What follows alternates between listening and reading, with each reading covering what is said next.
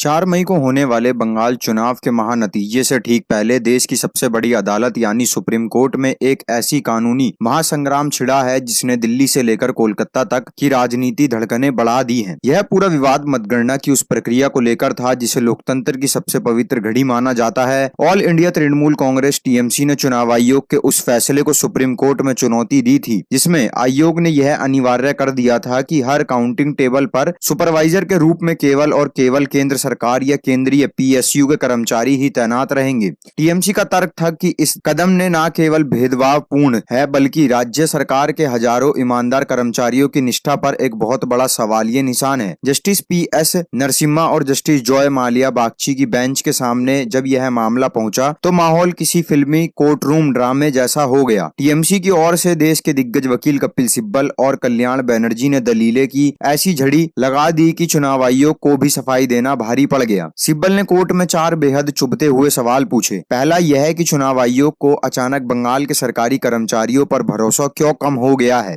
दूसरा, अगर यह नियम पारदर्शिता के लिए है तो इसे केवल बंगाल में ही क्यों लागू किया गया, असम, केरल या पुडुचेरी में क्यों नहीं। तीसरा सवाल यह था कि जब हर टेबल पर पहले से ही एक माइक्रो ऑब्जर्वर के रूप में केंद्रीय अधिकारी बैठा है तो फिर सुपरवाइजर की कुर्सी पर भी केंद्र का ही बंदा क्यों चाहिए। और चौथा सबसे गंभीर आरोप यह था कि जब केंद्र में सत्ताधारी पार्टी ही बंगाल में टीएमसी की मुख्य प्रतिद्वंदी है, ऐसे में केवल केंद्रीय कर्मचारियों की तैनाती से निष्पक्षता का गला घोटा जा सकता है। कपिल सिब्बल ने अनुच्छेद 324 का हवाला देते हुए कहा कि कोर्ट चुनाव आयोग को निष्पक्षता होने के साथ साथ निष्पक्षता दिखानी भी चाहिए। दूसरी तरफ चुनाव आयोग के वकील डी.एस. नायडू ने दलील दी कि यह फैसला किसी दुर्भावना से नहीं बल्कि चुनाव की अखंडता को बनाए रखने के लिए लिया गया है। सुनवाई के दौरान जस्टिस बागची ने एक बहुत ही अहम टिप्पणी भी की। उन्होंने कहा कि नियमों के मुताबिक आयोग किसी भी पूल से अधिकारी चुन सकता है और केंद्र या राज्य के कर्मचारी आखिरकार सरकारी सेवक ही होते हैं। उन्हें अलग चश्मे से देखना सही नहीं है। हालांकि जब टीएमसी ने आयोग के अपने ही 13 अप्रैल 2026 के सर्कुलर की याद दिलाई जिसमें राज्य सरकार के नामित व्यक्तियों की भूमिका का जिक्र था, तब कोर्ट ने हस्तक्षेप करना जरूरी समझा। सुप्रीम कोर्ट ने अपनी अंतिम निर्देश में चुनाव आयोग को सख्त हिदायत दी है कि वह अपने उस पुराने सर्कुलर का अक्षरश